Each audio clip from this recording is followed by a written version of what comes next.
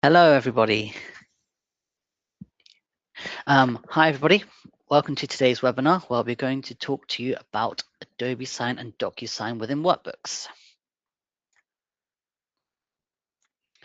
So my name is Abdul, and for those who don't know who I am, I'm part of the professional services team. I'm joined by my colleague Casper, who will be monitoring the questions and will be on hand for any technical issues in the background. He may respond to you while I'm talking. As some of you may already be aware, we are currently running a series of webinars. Thank you to those who have attended the previous sessions. I hope you were able to gain some useful tips or skills which have helped you so far. For those of you who may be joining for the first time, we are running this series of webinars every other Wednesday at 4 p.m. British Summer Time. If you missed any of the previous sessions, these can be found on our website. Here's a list of our upcoming and recently completed webinars. Alternative to these webinars, we do offer 2 monthly 2-day on-site training course for system admin and one for reporting.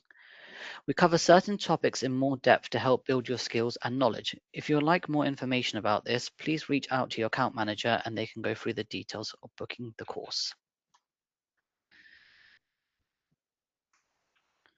So with today's topic being Adobe Sign and DocuSign within Workbooks, we'll be focusing on how these integrations help you to send documents for electronic signature directly from Workbooks, while keeping the signed document history linked back to the relevant record. The agenda for this webinar consists of how to install and enable the DocuSign and Adobe Sign integrations, what the prerequisites are needed in Workbooks and the signing platform, and where to find further guidance in Workbooks knowledge base, and how document templates and field mappings work. Before using either integration, you'll need the right access in Workbooks, including automation access and view API data capabilities. If you are system admin, you will have full access to these areas already. For Adobe Sign, you'll need an Adobe Enterprise level account and an Adobe Sign admin user. For DocuSign, you will need a suitable DocuSign license and a DocuSign admin user. Next slide. Okay, so types of Adobe Sign and DocuSign documents. In terms of documents, Workbooks can use existing PDFs or Word templates with this setup managed from within Workbooks. The signing tool can then rely on field mapping, so the signature field, sign dates, and any required write-back information are placed correctly on the documents. However, the integration is not dynamic enough to pull through the line items. So in the next slide is how to set up your signature integration. First, as a system admin for the database, you'll be able to go to your Start menu and navigate to Configuration. From here, you'll be able to go down to the Automation section and Plugins. From here, you'll be able to click the Add Plugin button, which will then give you a pop-up. From here, you'll be able to search for DocuSign and press the Install button, which will then be prompted to a screen that looks like this. This screen is for multi-user authentication mode. We suggest users to have this turned off. However, if you'd like to have multi-users authentication mode, you can simply turn this on here. The difference is rather than users can send documents from themselves rather than from a single shared account. For example, if we take the example of Workbooks, we could have a shared account of sales@workbooks.com rather than having an individual one for myself. Next, you will be prompted to a screen looking like this, where the DocuSign installation has been completed. We recommend from here to close down this tab and also close down the configuration tab. And from here, go back and then navigate to your Start menu, configuration, and under other integrations, you'll be able to find the section called DocuSign. If you click on here, you will then be prompted to authenticate your DocuSign account. If you do not see this pop up, please go to your browser and enable pop-ups. From here, you'll be able to enter your DocuSign credentials and be prompted to our integration. The first screen you'll be prompted here is where you'll be able to select either previous documents you've created or new document. So you'll be able to see whether you can amend your settings, amend the integration, amend the field mappings from here, or be able to start a brand new one. So we take the example of a new document. The first thing you'll be able to do is enter document name, so appropriate name for the document, and then you'll be able to select the record types. So these record types are the record types that are within Workbooks, and you'd be wanting to send a record from that, i.e., in this instance, I want to send my DocuSign as a sales order. The next option is the integration type. So as I mentioned earlier, there are different types of documents you can send. So it can either be a Workbooks PDF, it can be a Word template, it can be either the integration of a DocuSign template in this case. So if you were to choose a Workbooks PDF, you'll then be prompted to select which PDF you want to select from your PDF templates, as you can see here. So that'll be under Start, Configuration, PDF templates, and whichever PDF templates are available, and the appropriate one you want to select is where you choose that here. Next, if you scroll down on that page, you'll be able to see the following. So first, you'll be able to see DocuSign notifications. From here, you'll be able to pull through the relevant informations.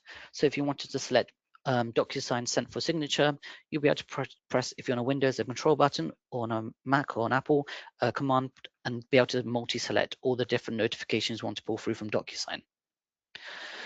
The next section is where you'll be able to create your email body. So when the document's sent out, this will be where you'll be able to write your appropriate email body for the recipient to receive, along with the email subject.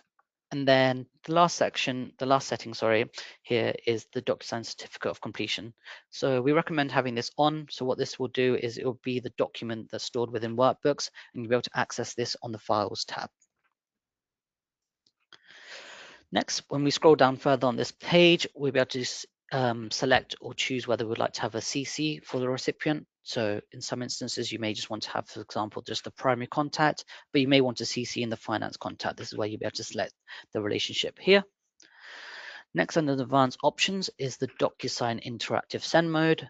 This option is where you'll be able to get a prompt and you'll be able to amend your mappings, be able to add signatures, be able to add dates. It's a setting that we recommend to always have on. Otherwise, if you have this off, the document will be sent straight away without you be able to review it. Enable multi-send. As a clue in the name, you will be able to, we recommend having this setting off or on depending on whether you would like the document to be able to send multiple times or once.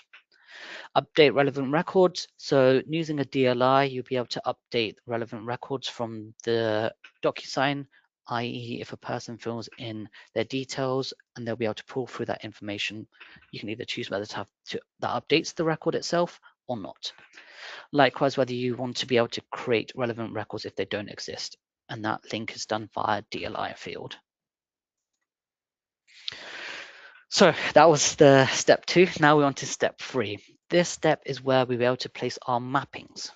What this means is we'll be able to map our fields from within Workbooks to DocuSign.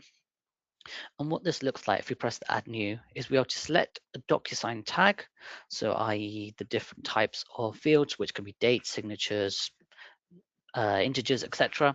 You'll be able to put anchor string, which is where you'll be able to replace the field of text from the DocuSign and be able to replace it with the Workbooks field information. You can choose whether to have a DocuSign recipient role, i.e. people only that are primary contacts or contacts can only amend this part. And yeah, so the next step is step 4, which is also optional. Step 3 and 4 are optional. This step is where you'd want to amend and link again via the DLI that you may have on a custom record, whether that updates a person record or an organization record. Again, if you press Add New, very similar fields to last time, you'll be able to have your tag type, i.e. again, whether that's a date, integer, signature, and then what you want to replace the string with within DocuSign and the different roles. And finally, you'll be presented on the last step, which is to tell you how to create the button process. So what you'll be able to do within here, and I'll show you now within the product, is you'll be able to follow these steps here. So if I jump into Workbooks, if we go to the Start menu and Configuration, and then if we go to Customization and Record Types, we want to go to the record that we are sending our DocuSign from. So in this instance, it will be Customer Orders. From here, we would then want to navigate to the form layout, the appropriate form layout. We will want to have this DocuSign being sent from. In this instance, I have a DocuSign testing one. And from here, we navigate to the automation tab, and we're going to create a new button process. And what it should look like here is we would select the button type text, i.e. this would be the text that you would have on the button process. So you can have it as DocuSign, or please sign this document, or send out for DocuSign. You have to select from the script library the DocuSign integration. You can choose to run it as automation. That's what we recommend. And under the parameters, we're about to select the document name that we have on the integration itself and select the mode as send. And what that looks like as it all coming together is if we take this example of a record here, and if we were to go to the run process button and select DocuSign, what will happen is we'll get a prompt because we have the interactive mode of on. And from here, we'll be able to see this document loads, all the information that's pulled through from this record, the reference, the name of the company, the line items, and from here, we've added a signature field. And we can also add and drag other additional fields if we like. And if we press send here, this will send an email to the customer, to the person, sorry, that we've chosen to have this for. So in this instance, it would be myself because I'm the primary contact. And as a worked example, I can show you here that we would have on this completed document, the DocuSign fields that come innately once you install the plugin. You would be able to pull through the information. So you'll be able to track whether the document was sent for signature. You'll be able to track whether the signed documents here.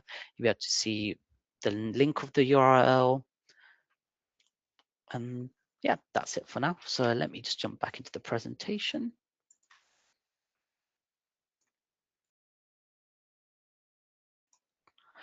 So in summary, why we recommend users setting this up and if you having this system is to reduce manual admin. So to summarize, Adobe Sign and DocuSign both allow documents to be sent from electronic signature from Workbooks, help reduce manual admin, and keep signed documents connected to records. The setup depends on having the right Workbooks access and the correct external signing license and templates with the right fields or mappings in place. Now to any questions.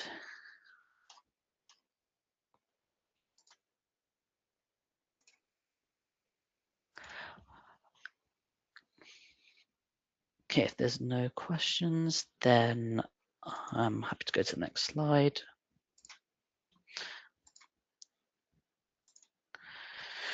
So if there's no questions, then our next webinar will be on advanced reporting formula, and this will be on the 26th of August at 4 p.m. British Summer Time. Until then, if you do need any help, you can check out our knowledge base. For support contacts, you can get hold of the support team via the case portal. You can access the portal via the help icon in your start menu. This looks like a question mark icon. And you can also contact your account manager. And finally, we do have videos on our website on the following topics: end user training, reporting, importing, and system admin. You will also be able to find the recording for this webinar along with our past ones at the link on the screen and selecting the webinar recordings. As that's everything for this session, thank you for attending and I look forward to seeing you on the next one.